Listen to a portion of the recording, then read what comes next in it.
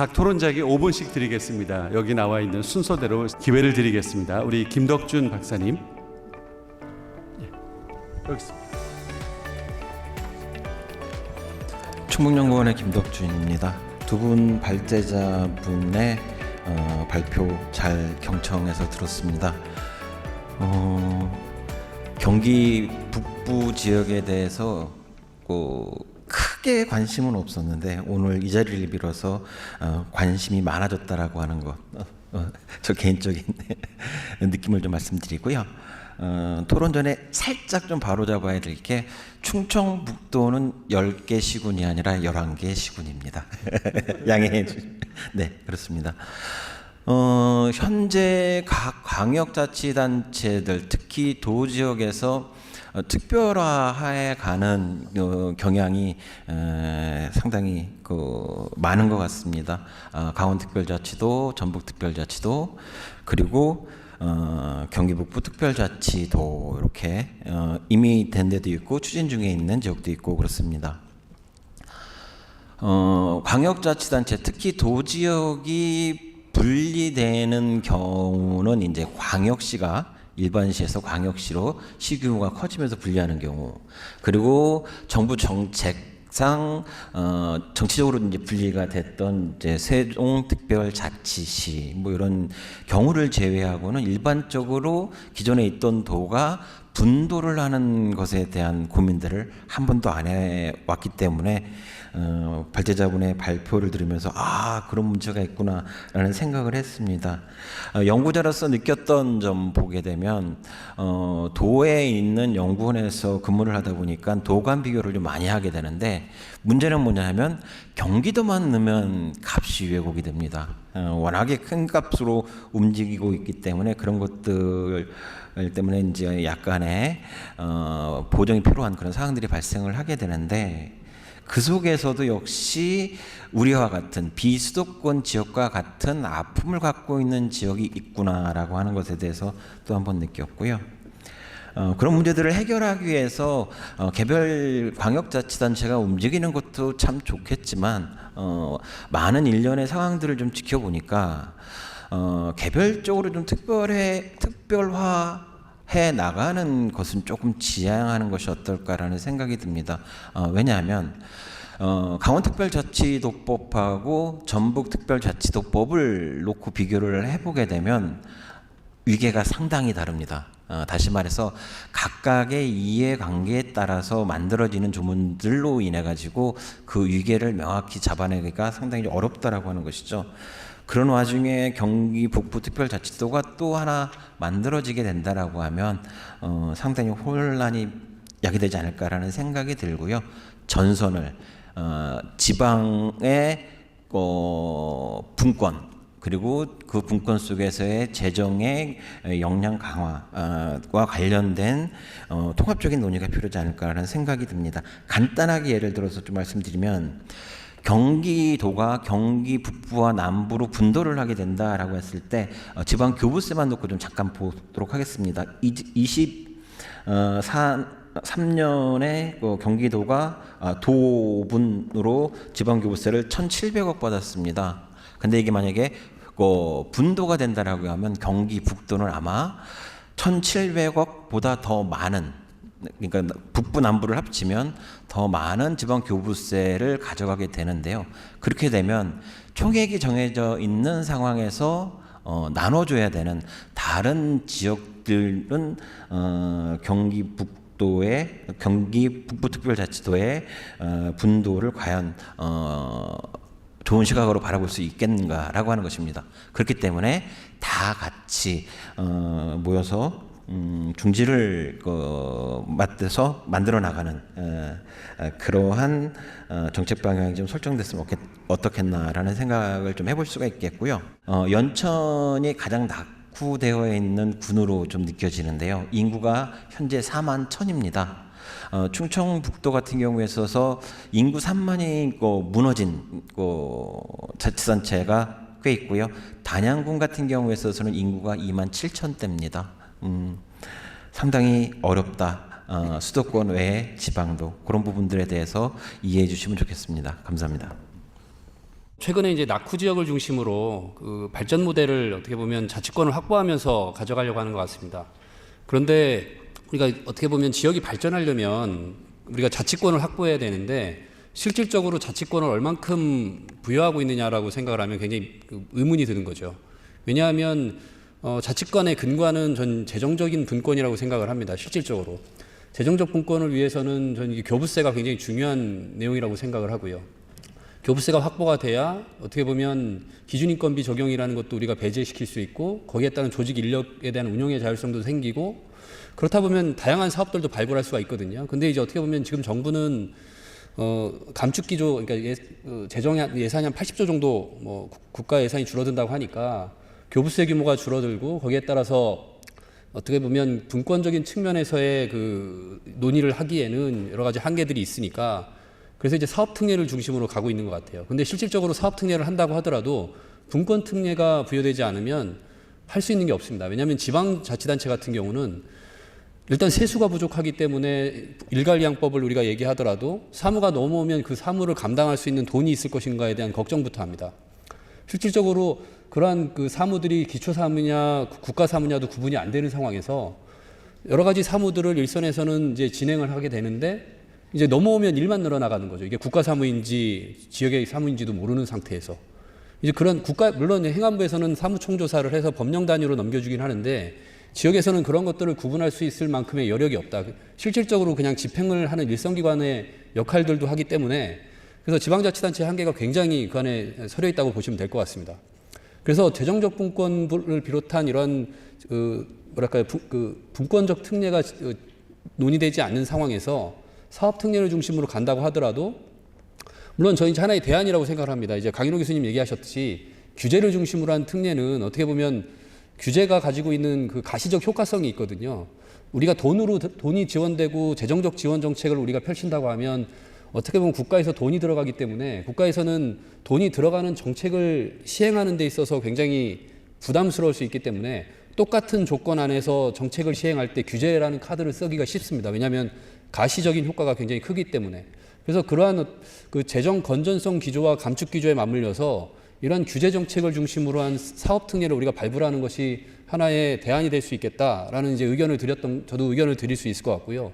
그 과정 속에서 우리가 사업 특례를 받으면 또 뭐합니까? 실질적으로. 입법적인 분권이 되지 않으면 사업 특례를 아무리 받아도 대통령령에 규정되기 때문에 할 수 있는 게 아무것도 없습니다. 그러니까 어떤 것임에도 불구하고 이런 사무를 할 수 있다라고 규정을 하지만 결국은 일괄이양법처럼 대부분 그럼에도 불구하고 대통령령에 따른다고 돼 있거든요. 그러면 실질적으로 사업 특례를 통해서 우리가 어떠한 조례를 만들 수 있게끔 구성을 한다고 하더라도 그 조례를 구성하는 것은 규정하는 것은 대통령령에 따르면 대통령령을 벗어날 수 없는 그러한 한계들을 우리는 동시에 가지고 수 있기 때문에 실질적으로 규제를 가지고 하는 여러 가지 사업 발굴의 한계도 굉장히 크다.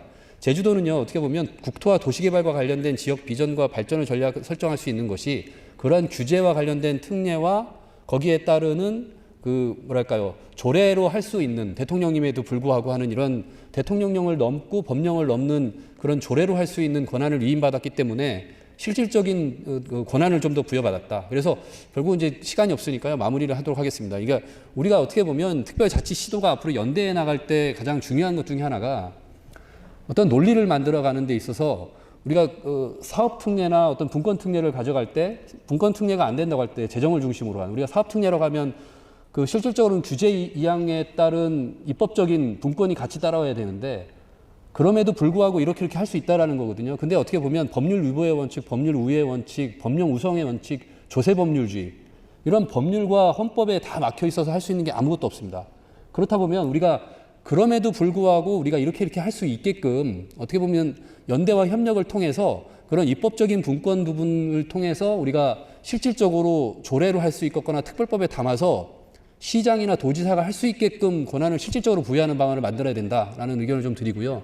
그게 동시적으로 분권적 특례로 해서 재정분권과 조직분권 이러한 행정적 분권이 동시적으로 이루어져야 저는 선순환적으로 이루어진다고 생각을 하거든요. 시간이 없어서 여기까지 마치겠습니다. 예, 감사합니다. 다음은 시간상 우리 임정민 교수님. 예, 안녕하십니까. 예, 성결대학교 임정빈입니다. 두 분의 발제 잘 들었고요. 실제로 이제 경기 북부 특별자치도가 왜 설치돼야 되는지에 대한 충분한 논리적 어떤 근거를 제시해 주고 계시다라는 점에서 상당히 의미가 있다라고 생각합니다. 이제 그럼에도 불구하고 그럼 이것을 어떻게 설득할 거냐라고 하는 부분들, 또 어떻게 이런 어떤 다양한 논거를 가지고 논리 개발한 내용을 가지고 어떻게 설득할 것인가라고 하는 부분들이 상당히 중요하다고 생각합니다. 이제 그럼에도 불구하고 지금 경기 북부 특별자치도 설치와 관련한 외부 환경은 사실 녹록치가 않죠.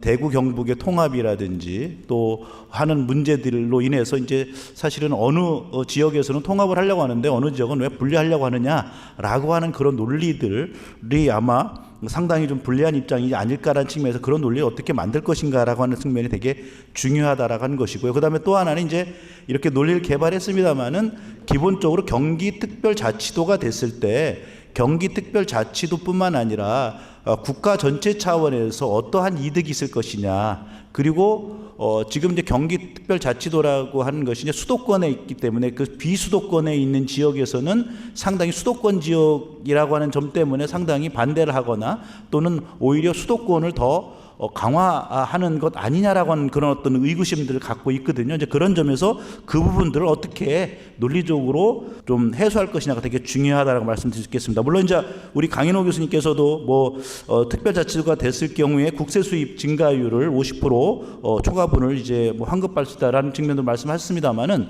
아까 우리 김덕준 박사님도 말씀하셨습니다만은 이제 이게 특별자치가 되면 그쵸 이제 지방 교부금이 이제 늘어나게 되고 그러면 당연히 늘어나는 만큼 비수도권은 줄어들게 되거든요. 그렇기 때문에 당연히 반대를 할 수밖에 없다는 거죠. 그랬을 때 그럼 이렇게 늘어나는 그런 그 교부금을 과감하게 비수도권에게 이양한다든가 하는 그런 어떠한 대안들을 제시를 해서 실제로 경기특별자치도가 특별자치도로서 설치가 된다 하더라도 비수도권에는 별다른 영향이 없다라고 하는 것, 오히려 국가적인 차원에서 더 이점이 있다라고 하는, 이익이 된다라고 하는 점들을 보다 좀 강조하는 방향으로 가는 것이 중요하지 않겠냐, 이런 점을 말씀드리고요. 실제로 저는 이제 경기 남부 쪽에 있는 지역의 대학이다 보니까 이제 남부 쪽에만 관심을 갖다 보니까 이제 물론 북부에도 이제 관심을 별로 갖지 못했습니다만은 이제 물론 이제 오랫동안 경기 특별자치도 이제 자치단체에서도 활동을 했습니다만은 제가 이제 내년도에 이제 차기 그 지방자치학회장으로서 이제 2월에 이제 동계학술 대회를 하려고 하는데 동계학술 대회를 쭉 경기도에서 좀 해야 되겠다 생각해서 이제 킨텍스라고 하는 경기 북부 지역에 아주 좋은 전시장 및 세미나장이 있는데 거기서 제가 좀 한번 고민을 해봤는데 중요한 건 뭐냐면 그 주변에 호텔이 하나밖에 없습니다. 지방자치 학술대회를 하려면 전국에서 수백 명의 학자들이 올라오는데 그분들이 주무실 수 있는 장소가 없을 만큼 그만큼 낙후되어 있다는 점을 제가 다시 한번 느꼈는데요. 이제 그런 점에서 좀 전에 아까 말씀드렸던 그런 정말로 실제로 그렇게 비수도권에서 느끼지 못하는 북부 지역의 어떤 낙후성을 더 강조하고 그다음에 아까 말씀드린 그런 내용으로 좀 논리를 설득하고 개발하는 것이 더 중요하지 않겠냐라는 생각을 해보면서 토론을 마치도록 하겠습니다. 감사합니다. 예, 감사합니다. 우리 마지막으로 신한대 송경식 교수님. 저는 평생을 지금 오늘 주제가 되어 있는 경기 북부에서 살고 있는 사람이고 또 현재 재직하고 있는 소속도 의정부에 있는 신한대입니다만은 우선 우리 2024 한국지방자치학회 학예 학술대를 맞이해서 우리 경기북부 특별자치도 특별 세션을 이렇게 만들어 주신 우리 배귀회 회장님, 그리고 토론을 해 주신 세 분, 그리고 발제해 주신 우리 강인호 교수님, 조성호 연구원님 정말 고맙습니다. 이렇게 쭉 저는 들어보니까 너무너무 감사하고 고마운 거예요. 우리 경기도 북부 지역 주민들이 고민하고 강인호 박사님은 강원도가 특별자치도가 됐는데 14년 걸렸다고 그러는데 경기도는 사실 역사적으로 보면 우리 경기도청이 원래 광화문에 있었습니다. 지금 세종문화회관 맞은편에 있다가 1967년에 수원으로 이전을 하면서 그때부터 분도 얘기가 나왔어요. 그러니까 자그마치 분도 얘기가 40년, 60년 된 거예요. 그러다가 1987년 북부 지역 도민들이 너무 불편하다고 그래서 제13대 대통령 선거에서 노태우 후보가, 민정당 후보가 경기북도 설치를 약속했고 5년 뒤에 14대 대통령 선거에서 김영삼 후보가 또 공약을 했는데도 안 되고 있어요. 이만큼 어려운 문제고, 또 여러 가지 경기 북부 지역 광화문에 있던 도청이 수원으로 감으로 해서 시작된 북부 지역 도민들의 불편, 그리고 여러 가지 지역 간 불균형, 남북 분단으로 인해서 배치되기 시작한 미군 부대, 각종 군 부대로 인한 각종 규제, 그리고 똑같이 수도권이라는 이유로 가해주는 2중, 3중의 규제로 인해서 날이 갈수록 남북의 차이가 커지고 있습니다. 아까 우리 충청연구원 연구원님 말씀하셨지만 지금 경기도에서 가장 낙후 지역인 연천 인구가 4만 1,000명인데 분단 당시에 8만 4천 명이었어요. 지금 반도 안 가고 있는 거거든요. 왜? 그 지역이 국가 안보를 위해서 많은 군사시설로 묶이다 보니 그런 거예요. 그래서 70년 동안 국가 안보를 위해서 희생한 지역에 그래도 뭔가는 해줘야 되는데 해주기는커녕 수도권이라는 이유로 균형발전특별법에 의해서 지원하는 낙후지역 지원도 제외시켜놓고 있어요. 이제는 전국 평균이라도 좀 가게 해달라는 것이 지역의 큰 바람입니다.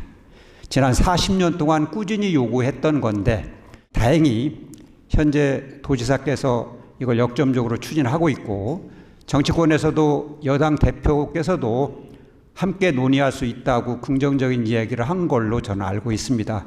정말 좋은 기회라고 생각하면서 또 한 가지 우리 강인호 교수님께서 지역 여론이 좋지 않다고 그랬는데 그렇지 않아요.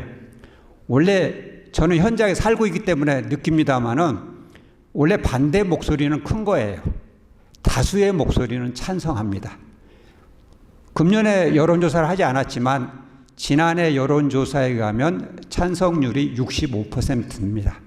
그리고 지난 지방선거 과정에서 나왔던 김포의 서울 편입 문제와 관련해서는 원래 김포는 경기 북부 지역 10개 시군에 들어있지 않습니다. 지금 답보 상태에 있는 것은 지역 여론의 우호적이 아니어서가 아니라 지난해 9월 26일 날 우리 도지사와 도의회 의장께서 특별법 국회 통과를 위해서 사전 절차로 필요한 지역 주민 투표를 해달라고 총리님과 행안부 차관님을 만나서 건의를 했거든요. 그런데 11개월이 지나도록 아직까지 가타부타 얘기를 안 하고 있어요. 아니면 아니라든지 기면 기라든지 답을 주면 만약에 주민투표로 하지 말고 다른 방법에 의해서 하라고 그러면 지방자치법 제5조 3항에 따라서 관계의회 의견을 들어서 추진하면 됩니다. 그런데 그 아무 답을 주지 않기 때문에 한 발짝도 못 나가고 있는 거예요. 다만 우리 도지사께서는 일단 중앙정부의 회신을 기다려보고 만약에 그런 회신이 없다면 경기도 나름대로 할 수 있는 제 플랜 B를 추진할 계획으로 있기 때문에 아마 지역 주민의 오랜 바람은 이번 기회에 꼭 성사되리라고 생각을 하면서 임정빈 차기 회장님께서 말씀하셨지만 경기 북부 특별자치도는 정말 강원도나 전북과 같이 한 개 도가 그냥 가는 것이 아니라 분도를 선행하는 게 남아 있어요. 그것은 경기도를 하나로 통으로 치면 잘 사는 곳으로 이해하는 게 맞습니다. 그렇지만 10개 북부 시군과 남부 21개 시군을 나눠 놓으면 우리 조성호 박사님 정말 울분을 토로하셨지만 전국 GRDP 평균의 65%밖에 못 가는 곳이 북부예요. 바로 그곳을 전국 평균만이라도 가도록 해달라는 것이 북부의 소망이고, 그리고 지금 여러 가지 얘기가 있습니다만은 전문기관의 연구에 의하면 경기 북부 특별자치도가 설치되면 경기 북부의 낙후만을 위한 것이 아니라 경기 북부의 낙후를 넘어서 신산업 유치 등을 통해서 매년 GRDP를 전국적으로 국가적으로 0.31% 성장시킬 수 있다는 새로운 성장 동력이 되고, 또 지금 현재 계획으로는 경기 북부 특별자치도를 출범시켜서 거기서 나오는 수익금의 일부분을 지방발전상생기금으로 조성하도록 특별법에 명시할 예정입니다. 그래서 지금 경기 북부 특별자치도는 경기 북부만 잘 살려고 하는 것이 아니라 경기 북부의 낙후 해소를 넘어서 대한민국 지금 OECD에서 저성장 국가로 추락할 수 있다는 이런 경고에 대응하는 국가성장 새로운 동력, 그리고 전국이 상생 발전하는 이런 프로그램이라고 말씀을 드리면서, 모처럼 우리 한국지방자치학회에서 소중한 자리 만들어 주신 만큼 이번 기회를 통해서 우리 전국이 좀 공감해 주시고 이번 기회에 상생 발전을 할 수 있는, 정말 전국 최저로 낙후적인 경기 북부도 전국 평균만이라도 잘 살 수 있도록 힘을 실어주시고 응원해 주셨으면 하는 바람을 말씀드립니다. 정말 좋은 프로그램 마련해 주셔서 고맙습니다. 마치겠습니다. 예, 시간이 이후에 또 순서가 있어서 시간이 많지 않지만 그럼에도 불구하고 발제자분들에게 1, 2분씩 정리할 시간을 드리도록 하겠습니다. 예, 말씀 잘 들었습니다. 우리 김웅주 박사님 지적 아주 옳은 지적입니다. 맞는 말씀이고, 제가 김 박사님하고 쓴 다른 논문에서 그런 내용 충분히 이야기하고 있고, 그 신경식 교수님, 제가 이 특별자치도 출범해서 지역 여론이 안 좋다는 건 제 의견이 아니고 제 논문 서론에 보시면은 레퍼런스 달고 있습니다. 기호일보 2024년 7월 19일 기사라는 걸 말씀을 드리고 싶고요. 그리고 제가 여기 팀장님 계시지만은 제가 이 경기 북부 특별자치도 추진 방향안 담론해가지고 2년 전 남원에서 했었던 지방자치학회 학예센터에서 논문을 대한민국에서 처음으로 발표했어요. 그렇죠? 그때 제가 주장했던 것이 뭐냐면은 이 지역, 이 전국적인 국민들의 공감대를 얻기 위해서는 경기 북부 지역이 특별자치도로 갔을 때 발생하는 이득을 비수도권 지역이 상생할 수 있는 상생기관을 만들어야 된다고 주장하는 사람이 첫 번째 주장은 바로 저입니다. 우리 팀장님하고 우리 조성 박사님 다 알고 계실 거고요. 그래서 거기에 대한 당위성은 제가 뒤에 레퍼런스 달고 있습니다만 2022년도에 우리 그 지방자치학회에서 발표한 논문을 참조를 해 주십시오 하는 말씀을 드리면서 저는 여기서 들어가겠습니다. 감사합니다. 예, 경기도는 지금 1,400만 명으로 세계 36위 국가입니다. 그래서 대한민국의 4분의 1이고 해서 지금 너무 가밀하고 북부 지역은 낙후돼 있고, 그래서 앞으로 북부가 좀 독자적인 발전을 할 수 있도록 해줄 수 있는 특별자치도 설치가 시급하다. 이 부분에 대해서 정파적인 이익을 떠나서 잘 살 수 있도록, 특례를 부여할 수 있도록 특별자치도 설치가 필요하다는 말씀을 결론적으로 드립니다. 예, 감사합니다. 공정과 상식이라는 관점에서 경기 북부 특별자치도의 설치를 한번 살펴볼 필요가 있습니다. 그래서 경기 북부 지역의 주민들이 오랫동안 수도권이라는 이유로 불공정성을 경험하고 있는데 이 부분의 문제를 저희가 이 분권형 국가 차원에서 다시 한번 재검토하고 논의를 통해서 효과적으로 이 문제를 좀 해결할 필요가 있겠다. 그리고 이 논의가 지속적으로 좀 이루어질 수 있으면 좋겠다라는 생각을 합니다. 꼭 마지막으로 말씀드릴 것은 지방자치 TV에서 이 모든 내용들을 다 녹화를 했습니다. 그래서 TV에도 방영을 할 것이고 유튜브에다도 아마 올려놓을 것입니다. 우리의 논의가 첫 번째 논의가는 분명히 아니지만 이것들이 어떻든 TV나 유튜브를 통해서 공식화된 고 이어서 제3의 제4의 여러 가지 논의들이 좀 우리가 이어져서 집단적 지성을 저희가 활용을 해서 좋은 대안을 만들어서 경기 북부 특별자치도 설치에 대해서 구체적인 어떤 진일보하는 대안들이 만들어지길 기대해 봅니다. 예, 이상으로 모두 마치겠습니다. 수고 많으셨습니다. 감사합니다.